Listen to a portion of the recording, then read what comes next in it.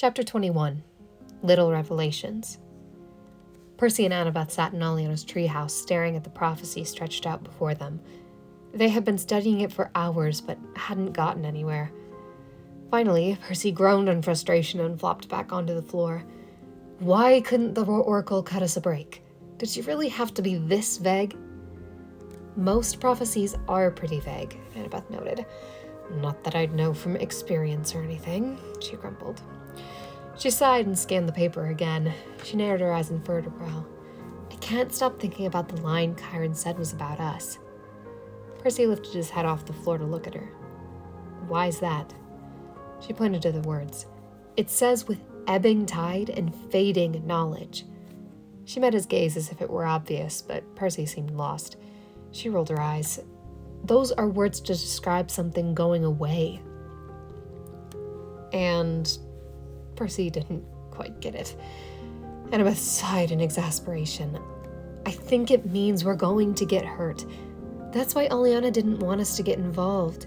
I'll bet she knew what this line meant, and she was trying to avoid it, to protect us. Percy sat up slowly. And we forced her to let us help. Annabeth returned her gaze to the prophecy. Well, we couldn't exactly stop it from happening. It's in a prophecy. There's nothing we can do now to change this. She ran her fingers along the line. Percy followed her fingers with his eyes. So what now? Annabeth straightened. We finish this quest. No matter what happens.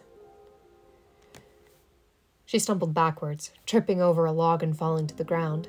Her hands stung as the shadow moved towards her. You thought you had escaped me. The deep, familiar voice echoed through her mind. She wanted to snap back at him, to say something, but she couldn't.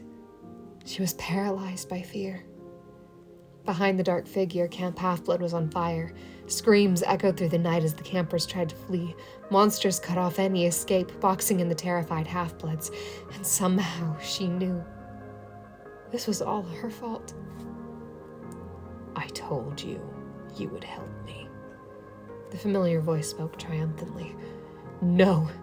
She finally managed the small word. No! Aliana jolted awake, sitting bolt upright, her whole body shaking violently.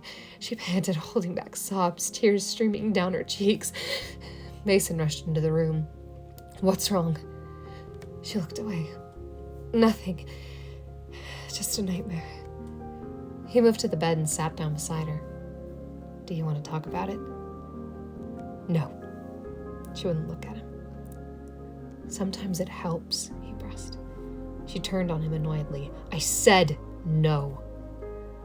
He traced the trail of her tears with his eyes, but he stood up and started towards the door. He paused as he grabbed the doorknob. Let me know if you change your mind. He walked out, closing the door behind him.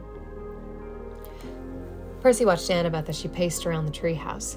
She'd been doing it for so long, Percy was surprised she hadn't worn a hole in the floor. You know, he finally spoke up, I don't think that's helping. I know.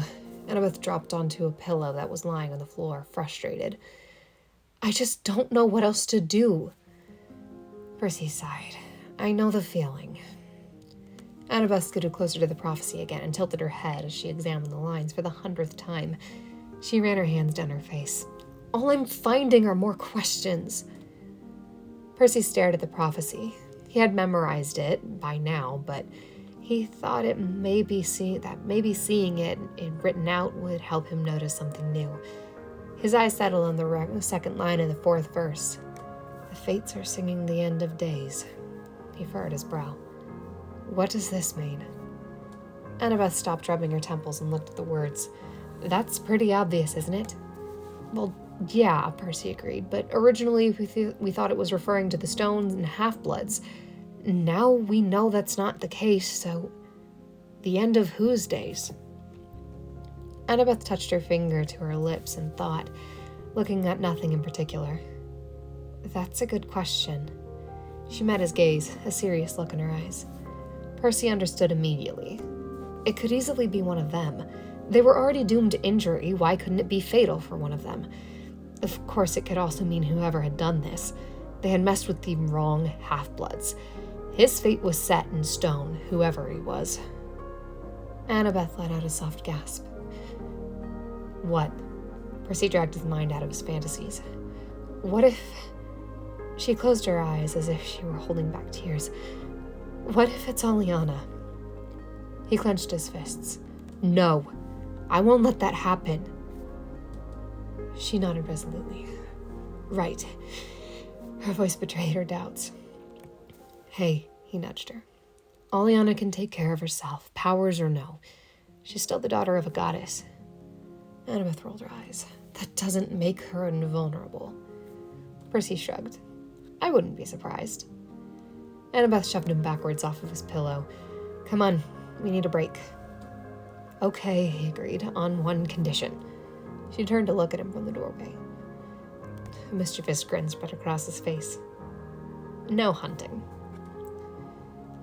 Aliana closed the door to the bedroom softly behind her and walked out into the living room.